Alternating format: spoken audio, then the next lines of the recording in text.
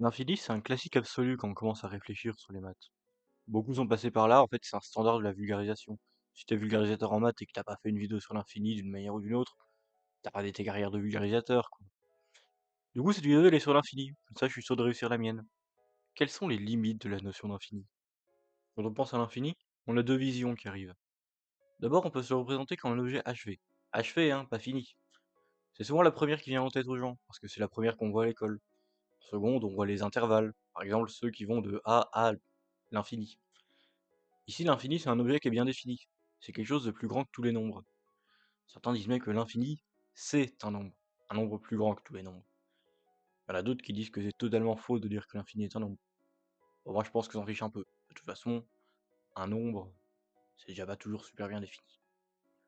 La deuxième conception, c'est que l'infini, c'est un processus sans borne. C'est-à-dire qu'on peut s'arrêter à n'importe quelle étape finie, mais qu'on peut toujours aller plus loin si on veut. Parfois, on se rend même pas compte qu'on mobilise cette conception-là et on confond avec la première. Par exemple, dans les limites, quand on dit que x tend vers l'infini, ça veut dire quelque chose dans le genre en prenant x arbitrairement grand. Du coup, ça veut pas dire que x va effectivement à un objet qu'on appelle l'infini. On dit que cet infini, il est potentiel, en opposition à l'infini achevé de la première conception, qu'on peut aussi appeler actuel. Le mot infini, il veut littéralement dire pas fini.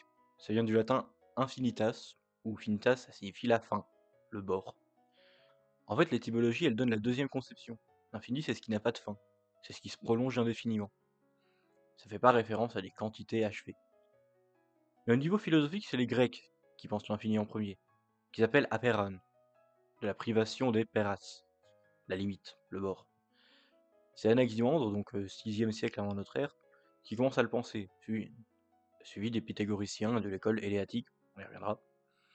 L'infini achevé, lui, il arrive avec Aristote, qui le rejette pour le monde physique, et le relègue seulement aux mathématiques. Et ça tombe bien, moi c'est ce qui m'intéresse ici, c'est l'infini en maths. L'infini en maths, c'est une sacrée question. Bon, comme la dernière fois, les mathématiciens ils se posent pas vraiment la question de la nature de l'infini. En fait, l'infini, que ce soit une fiction utile ou que ça existe vraiment, c'est du pareil au même pour la pratique. En fait, n'écoutez pas les gens qui vous disent que c'est une question fondamentale, importante, ou je sais pas quoi d'autre. C'est des questions dont on peut très bien se passer. C'est juste que nous, on va s'y intéresser ici, et on va essayer de faire ça un peu proprement. En gros, il y a deux positions classiques sur l'existence de l'infini. Il y a ceux qui pensent qu'il existe, et il y a ceux qui pensent qu'il n'existe pas. Ah, c'est dingue, hein? Choc barre de baiser. Ces derniers, on les appelle les finitistes. Leur idée, donc, c'est de refuser l'infini. Au minimum, l'infini achevé. C'est aussi, d'une certaine manière, des intuitionnistes extrêmes. De la même manière, ils n'utilisent que des raisonnements constructifs. Bon, à la base, moi, je voulais inviter un infinitiste, mais bon, j'en ai pas trouvé, donc bah, tant pis. Je ferai les questions et les réponses, c'est pas grave. Mais ça, on y reviendra un peu plus tard, parce qu'on va d'abord refaire un détour par la Grèce antique. En fait, l'infini, c'est un passage obligé par les paradoxes de Zénon, dont de Zénon d'Élée, un philosophe grec du 5e siècle avant notre ère. Ces paradoxes, il les aurait recensés dans un livre en contenant plusieurs dizaines pour défendre son maître, Parménide, et l'école des Éléatiques qu'on a évoqué plus tôt, qui pensait la réalité comme immuable, sans changement. Du coup, Zénon, ce qu'il fait, c'est qu'il écrit ces paradoxes contre le mouvement. Sauf que parmi tous ces paradoxes, nous, on n'en connaît que 4. Ils nous sont arrivés par le biais d'Aristote, dans La physique, où il nous dit qu'il ne laisse pas d'embarrasser ceux qui tentent de les réfuter. On verra plus tard quelques exemples de gens qui s'embarrassent en tentant de les réfuter. En fait, ces paradoxes, il n'y en a aucun qui est explicitement sur l'infini, vu qu'ils cherchent à remettre en cause le mouvement. C'est juste que ils font intervenir d'une certaine manière l'infini. En fait, parmi les 4 qu'on a, le stade, la flèche, l'Achille et la dichotomie, il n'y a que les deux derniers qui nous intéressent par rapport à l'infini. Donc on va pas s'embêter avec les deux premiers. À la place, je vous conseille de lire l'article de Maël Baffield, Pourquoi les paradoxes de Zénon ne remettent pas en cause le mouvement, mais plutôt l'immobilité, qui expose les 4 paradoxes et la réponse qu'Aristote leur donne, ainsi qu'une réponse au monde moderne. Nous, on va se concentrer sur l'infini avec les deux derniers, l'Achille et la dichotomie. Ces deux paradoxes, ils vont réfuter le mouvement en se plaçant dans un univers continu, qui est infiniment divisible, en montrant que ça va mener à une contradiction. Le premier des paradoxes qu'on va voir, c'est celui de la dichotomie. Imaginez que vous voulez aller d'un point A à un point B. Pour ça, vous allez bien devoir passer un moment par le milieu. Une fois que vous êtes au milieu, vous devez bien passer par le milieu de la deuxième moitié. Mais une fois ça fait, vous devez bien passer par le milieu du dernier quart, puis par le milieu du dernier huitième, puis par le milieu du dernier 16e, etc. Mais alors il vous faut une infinité d'étapes pour arriver à votre destination. Donc vous n'y arriverez jamais. Alors, ce que je viens de donner, c'est l'interprétation qu'on appelle progressive de l'argument. Il y a aussi une interprétation qu'on dit régressive. C'est-à-dire que pour arriver à la fin, il faut déjà avoir parcouru la dernière moitié. Pour ça, il faut déjà avoir parcouru le dernier, la dernière moitié de la dernière moitié, etc. de la même manière. Bah oui, mais en fait, là, le problème, c'est pas qu'on n'arrivera jamais à la destination, c'est qu'on n'aura jamais commencé à bouger. Et donc, avec ce paradoxe, Zénon en déduit que le mouvement est impossible dans un univers continu. Alors, la dichotomie, on va la critiquer plus tard, en même temps que le paradoxe de l'Achille qu'on va voir tout de suite, parce qu'il repose sur la même logique interne. Ce paradoxe de l'Achille, il suit la même logique, mais cette fois avec deux personnes qui se déplacent. Imaginez que vous êtes Achille, et vous défiez une tortue à la course. Mais comme vous êtes bien bon, et très sûr de vous, vous donnez à la tortue un peu d'avance, pour qu'elle ait une chance quand même. Mais là, Zénon vous dit la chose suivante: Achille, mon bon Achille, tu ne rattraperas jamais la tortue. Le temps que tu arrives à son point de départ, elle aura déjà avancé. Mais le temps que tu la rattrapes, elle aura encore avancé. Et ainsi de suite. Et il te faudra une infinité d'étapes pour réellement rattraper la tortue. Alors maintenant qu'on a vu les deux paradoxes, on va les résoudre. Alors il y a une résolution qui est classique, qu'on retrouve parmi les matheux, c'est de considérer la distance totale qu'on parcourt à l'étape n et d'en prendre la limite. D'abord, à chaque étape. À la première étape, j'ai parcouru la moitié de la distance. À l'étape suivante, je parcours la moitié de la moitié. Puis la moitié de la moitié de la moitié, c'est-à-dire le huitième. En fait, en général, à l'étape n, je parcours la distance 1 sur 2 puissance n. Super. Maintenant, en cumulé, ça veut dire qu'à l'étape n, je parcours au total la somme de ces 1 sur 2 puissance n jusqu'à un certain rang. Pour connaître la distance finale parcourue, il suffit de prendre la limite de la suite des sommes, et on trouve 1 en appliquant simplement une formule assez classique pour la somme d'une série géométrique. Le paradoxe de l'Achille se résout à peu près de la même manière, avec un calcul un poil plus compliqué vu qu'on a deux déplacements, mais qui utilisent les mêmes maths. En général, quand on parle de ces paradoxes, on s'arrête là. Par exemple, sur BibMat, on vérifie que le temps est fini. Bon, moi j'ai regardé la distance, mais ça revient au même. Et puis voilà, merci, au revoir. BibMat se paye même le luxe de dire: ce que Zénon d'Élée n'avait pas prévu, c'est que cette somme infinie possède une valeur finie. Et en fait, comme prédit par Aristote il y a 2500 ans, il s'embarrasse, il se ridiculise, parce que c'est pas suffisant pour résoudre le paradoxe. Ce que cette résolution nous dit, c'est qu'au total, on parcourt une distance finie, en un temps fini. C'est très bien de le savoir, mais on le savait déjà. Donc en fait, c'est pas très utile, ça résout pas le problème. Bah ouais, souvenez-vous, le problème qu'on avait, c'était pas la distance, c'était le nombre d'étapes. On parcourt une distance finie en une infinité d'étapes, donc on n'est pas beaucoup plus avancé. Est-ce que c'est bien possible de faire une infinité d'étapes sur une distance finie en un temps fini?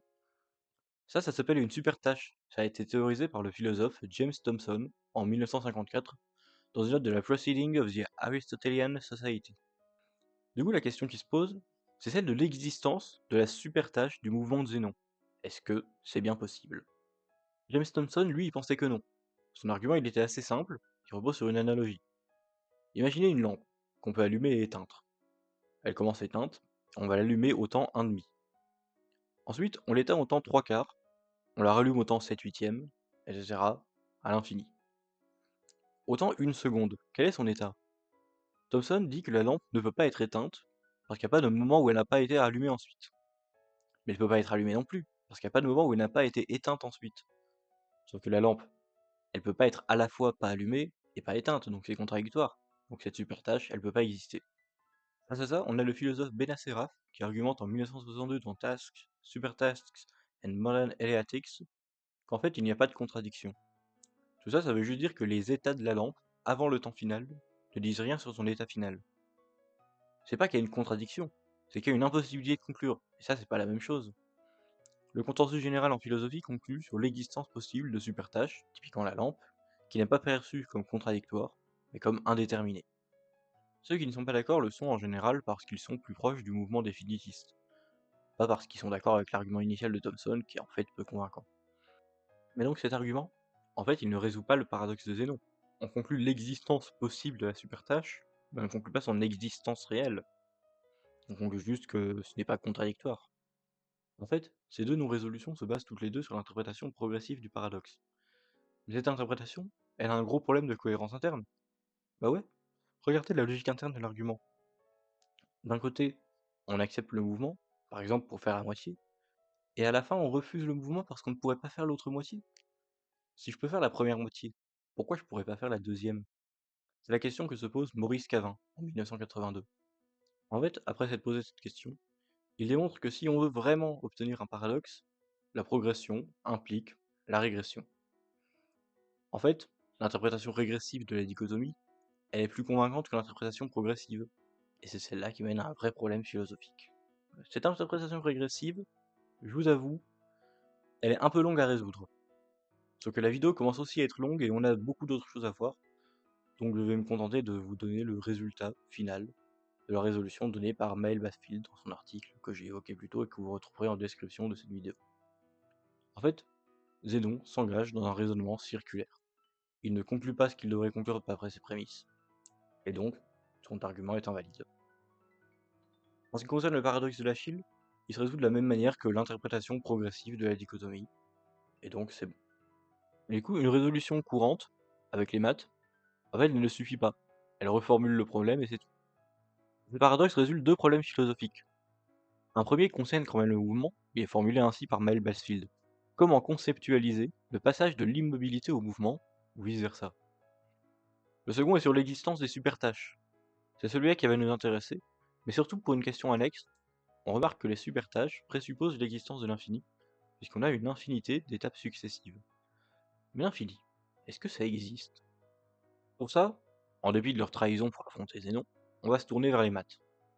Et on va faire un bond dans le temps, jusqu'au 19e siècle, même si l'infini a donné largement de quoi penser aux mathématiciens avant ça.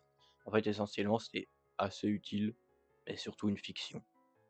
Et en 1891, Cantor démontre dans Über eine elementare Frage der Mannigfaltigkeitslehre, en français, sur une question élémentaire de la théorie des ensembles, que l'ensemble des nombres réels, qui est infini, n'est pas en correspondance, en bijection, avec l'ensemble des entiers naturels, pourtant infini aussi, avec son célèbre argument diagonal. On dit que cet ensemble il est indénombrable. Ça veut dire que tous les infinis ne se valent pas. Pour comparer les infinis, il développe la théorie des ordinaux et des cardinaux, qu'il appelle transfinis. Un cardinal et un ordinal, ça définit dans les deux cas un nombre, mais pas pour le même but. Un ordinal c'est pour parler d'ordre, donc le premier, le deuxième, le troisième, etc. Alors qu'un cardinal c'est pour parler de quantité, donc 1, 2, 3, etc. Transfini, ça veut dire au-delà du fini. Ce qu'il faut savoir, c'est que dans la théorie des ensembles, on peut fabriquer les nombres entiers. Une construction classique, celle de von Neumann, c'est de dire que l'entier n, c'est l'ensemble des entiers de 0 à n-1. Et on dit que 0, c'est l'ensemble vide. Quand on fait ça, on remarque que si n est plus petit que m, alors n est un élément de m. Sauf qu'en fait, on n'a aucune raison de s'arrêter aux entiers. On peut former l'ensemble de tous les entiers naturels, d'habitude notés grand N. Cet ensemble, il est la suite logique de la construction de tous les entiers, mais il est infini. En théorie ordinale, on le note oméga, et c'est le premier ordinal transfini, en cela que c'est le suivant, après tous les entiers finis. Une fois qu'on a fait ça, on peut recommencer. Oméga plus 1, qui va contenir tous les entiers, et oméga. Oméga plus 2, oméga plus 3, et jusqu'à de même oméga plus oméga, qu'on note oméga fois 2. Attention, oméga fois 2, c'est pas 2 fois oméga. Dans les ordinaux transfinis, on peut pas les inverser comme ça.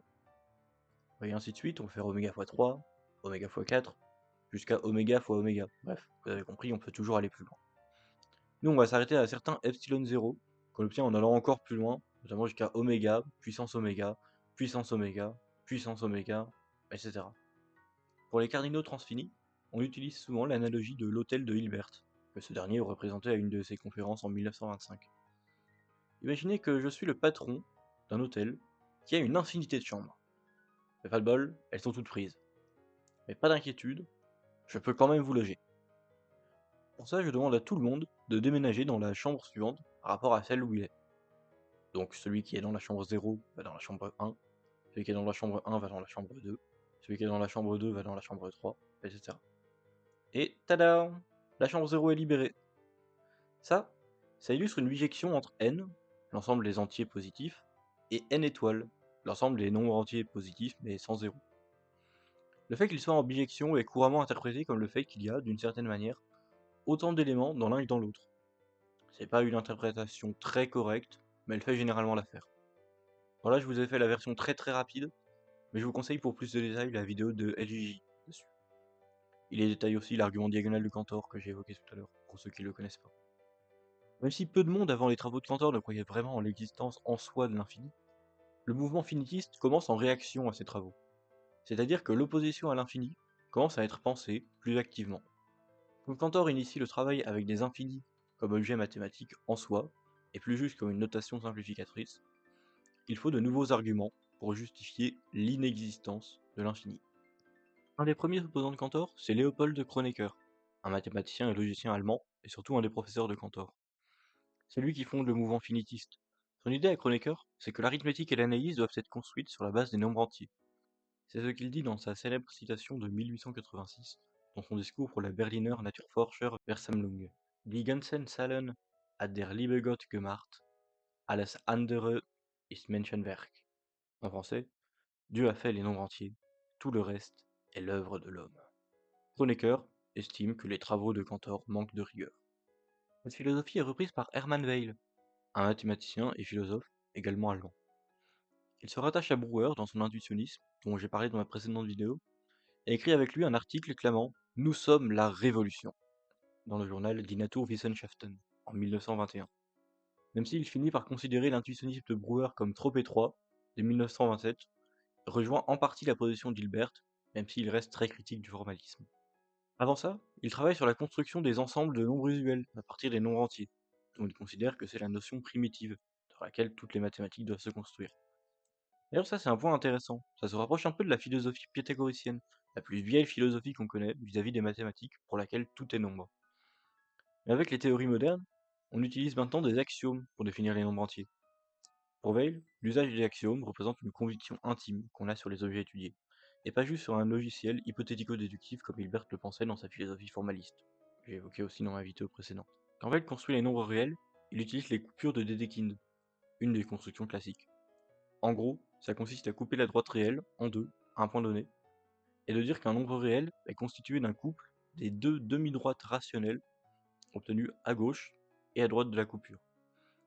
Mais Weil ne va pas considérer toutes les coupures de Dedekind. En bon intuitionniste, il va seulement considérer des coupures qu'on peut obtenir avec une propriété explicite. Du coup, chaque réel pour Weil est associé à une propriété des rationnels, et en particulier, les réels ne peuvent pas avoir des propriétés, puisque sinon ce seraient des propriétés de propriétés de rationnels, ce qui ne veut pas dire grand-chose. Dans Das Continuum, en français le continuum, Weil développe l'analyse classique sans utiliser de preuves par contradiction, ni d'ensemble infini de Cantor, ni d'axiome du choix. Pour ça, il utilise les travaux de Bertrand Russell, que j'ai encore une fois expliqué dans ma précédente vidéo. C'est un sacré tour de force puisqu'une partie assez importante de l'analyse repose, entre autres, sur l'axiome du choix. Un dernier opposant, arrivé bien plus tard, est le philosophe Ludwig Wittgenstein. Et non, cette fois, c'est pas un Allemand, c'est un Autrichien. Il était dans la même classe qu'Adolf Hitler. La pensée de Wittgenstein évolue largement au cours de sa vie. En gros, on distingue le Wittgenstein avant le Tractatus Logico-Philosophicus et le Wittgenstein d'après. Nous, on va s'intéresser au Wittgenstein d'après, qui écrit fin des années 30 Bemerkungen über die Grundlagen der Mathematik. En français, remarque sur les fondations des mathématiques. Dans cet ouvrage, Wittgenstein critique les travaux de Cantor sur les ensembles transfinis, en particulier l'argument diagonal. Pour ça, il se place sur son sujet de prédiction, le langage. Il dénonce un hocus-pocus sur l'argument diagonal, un tour de magie rhétorique, qui transforme magiquement une règle finie en un objet infini.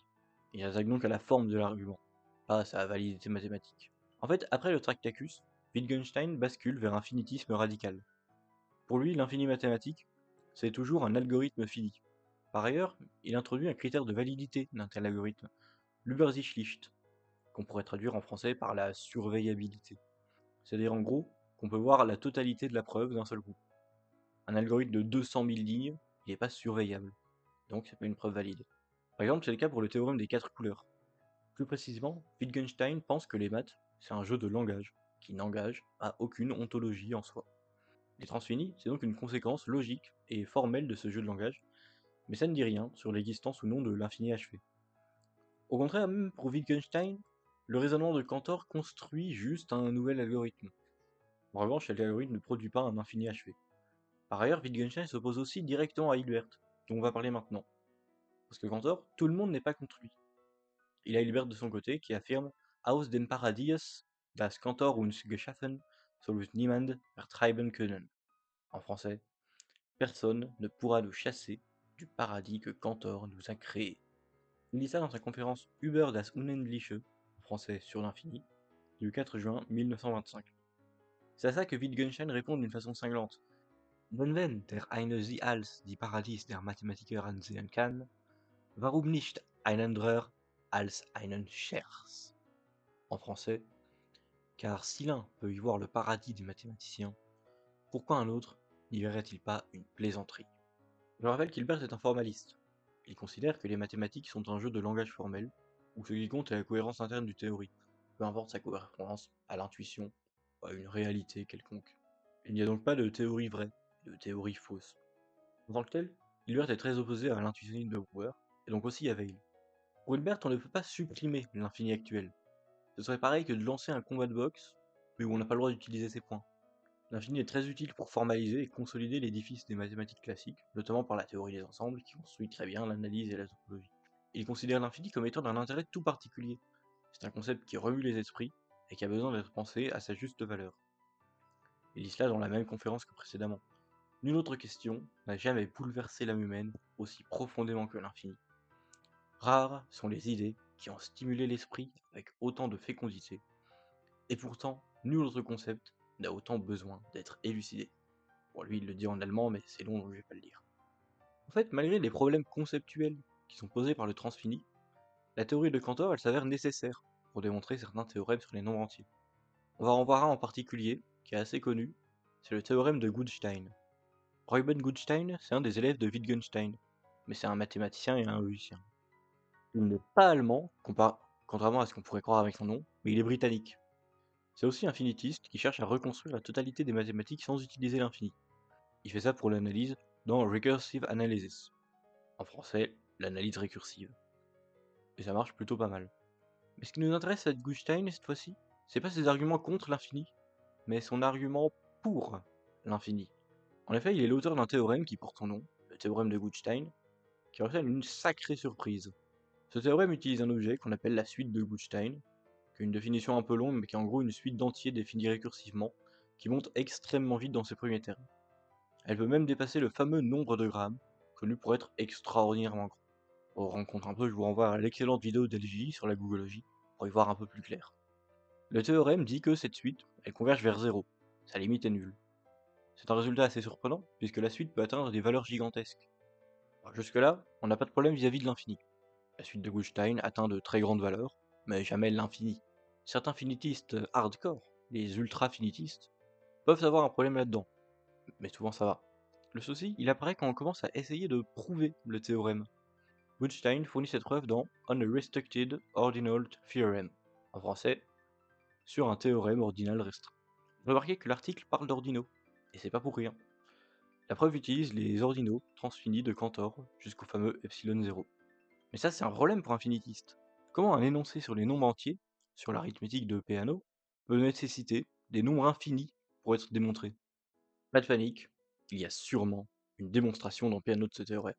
C'est juste que utiliser les ordinaux, c'était plus facile, donc c'est la première démonstration qui venait. Ça arrive parfois qu'une première démonstration utilise des notions un peu compliquées parce que la démonstration elle-même était plus facile, puis qu'une démonstration plus élémentaire arrive. Mais c'est là que viennent Kirby et Parry. Lawrence Kirby et Jeff Paris, deux mathématiciens britanniques. LGJ en parle dans sa vidéo sur l'hydre de Kirby et Parry. Non mais c'est pas vrai, il a tout fait ce mec. Pour plus de détails, allez voir sa vidéo du coup. Je vais me contenter du résultat, qu'il publie dans le bulletin de mathématiques de Londres en 1982. Il s'avère que le théorème de Goodstein est indécidable dans l'arithmétique de Peano. En fait, toutes les démonstrations connues à ce jour du théorème utilisent de façon plus ou moins implicite les ordinaux transfinis ou des objets au moins tout aussi mauvais pour le finitisme. C'est un cas emblématique de ce qu'on appelle l'arithmétique impure. Alors pas impure dans le sens où c'est pas bien, impure dans le sens où ça nécessite des choses qui sont en dehors de l'arithmétique. C'est un tour de force en défaveur des finitistes. On a un théorème sur les nombres entiers qui nécessite un infini actuel pour être démontré. Que faire? À partir de là, il y a plusieurs réponses finitistes. Bon, bien sûr, il y a la définition de Weierstrass qui dirait que cet infini actuel, c'était pas vraiment un infini actuel, c'est un tour de passe-passe. Mais nous, on va s'intéresser à quelques autres réponses. Une solution, c'est plus ou moins d'admettre sa défaite, d'élargir un peu le finitisme pour y inclure les ordinaux transfinis jusqu'à epsilon 0. Évidemment, on fait pas ça gratuitement non plus, il faut le justifier. Les finitistes qui prennent cette posture vont dire que c'est une notation finie, un genre de gros code symbolique. C'est une chaîne finie de symboles.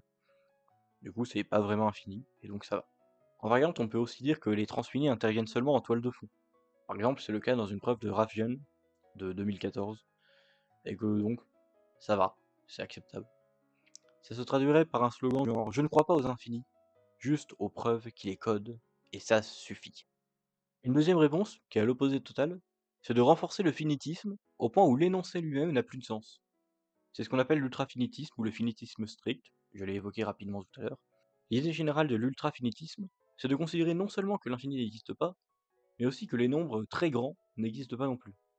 Alors très grand, ça ne veut pas forcément dire la même chose selon les auteurs, mais un exemple c'est Gadga, en 2021, qui propose une limite à 2 puissance 1000. Et donc tout ce qui est au-dessus de 2 puissance 1000, ça n'existe pas. Ça justifie parce qu'en fait, à un moment, les nombres sont si absurdement grands qu'ils peuvent de toute façon jamais s'instancier dans la réalité physique.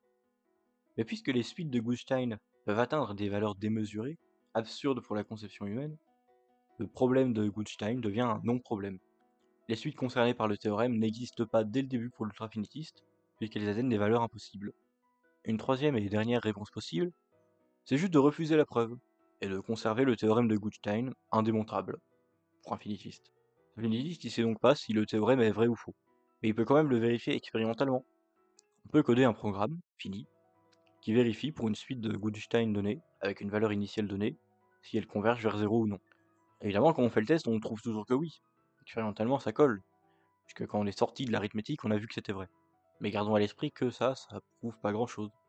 C'est juste un fait numérique, qui est vérifiable au moins en théorie par un algorithme. C'est le Evil Turing en fait. On peut calculer, mais on peut pas prouver. Et mine de rien, cette réponse est sûrement la plus intéressante en fait. Parce que quitte à faire des maths finitistes, autant fabriquer un système formel finitiste. Et c'est exactement ce que Thoralf Skolem fait en 1923, dans son article The Foundations of Elementary Arithmetics Established by the Means of the Recursive Mode of Thought. En français, les fondations de l'arithmétique élémentaire, établies par un mode de pensée récursif. En fait, 1923, c'est bien avant Kirby et Paris, donc c'est pas en réaction au théorème de Goodstein que Skolem fait. En fait, lui, il fait ça dans le but de formaliser une pensée récursive. Mais pour les finitistes, ça a de l'intérêt, parce que ce que Skolem invente, c'est l'arithmétique primitive récursive, que je vais appeler PRA. C'est cette arithmétique qui sera utilisée plus tard, en réaction à Goodstein, par les finitistes. En gros, PRA, c'est comme l'arithmétique usuelle, sauf qu'on n'utilise pas les quantificateurs, il existe pour tout, et qu'on se permet seulement des fonctions qu'on dit primitives récursives. Du coup, PRA, c'est communément admis aujourd'hui comme la base finitiste. Tout ce qui n'est pas prouvable dans PRA n'est pas considéré comme finitiste, à part bien sûr des finitistes qui ont établi leur domaine d'acceptabilité par exemple. En particulier, Goodstein échappe à PRA, et donc c'est un résultat qui n'est juste pas accepté par les finitistes aujourd'hui en général. C'est dommage, mais c'est comme ça. Devant Goodstein, le finitiste s'incline, ou change des règles de son jeu. Maintenant qu'on a vu ça, qu'est-ce qui nous reste? On a vu que l'infini, ça commence en Grèce antique, où on a déjà des problèmes avec les paradoxes de Zénon, dont la solution n'est pas si évidente qu'on a tendance à le penser. Aristote y répond, et l'infini haché est considéré, au mieux, comme une fiction utile. Seul l'infini potentiel peut exister, par des procédés qui peuvent continuer aussi loin qu'on veut par exemple. Mais vers la fin du XIXe siècle, Cantor redistribue les cartes. Il construit les nombres infinis de façon achevée. Ça provoque des oppositions très fortes et construit un mouvement logico-philosophique à part entière, le finitisme. Et ce finitisme, et on a vu des vertes et des pas mûres. Il commence en force en fondant son propre système logique, avant de se faire atomiser par Kirby, qui montre que le finitisme est quand même bien limité. Aujourd'hui, c'est une position globalement minoritaire, mais qui a ses intérêts de niche en mathématiques. De telles restrictions imposent la créativité, et grand Dieu, qu'est-ce qu'ils ont été créatifs ces finitistes. Finalement, l'infini, ça reste l'outil qui mesure nos limites.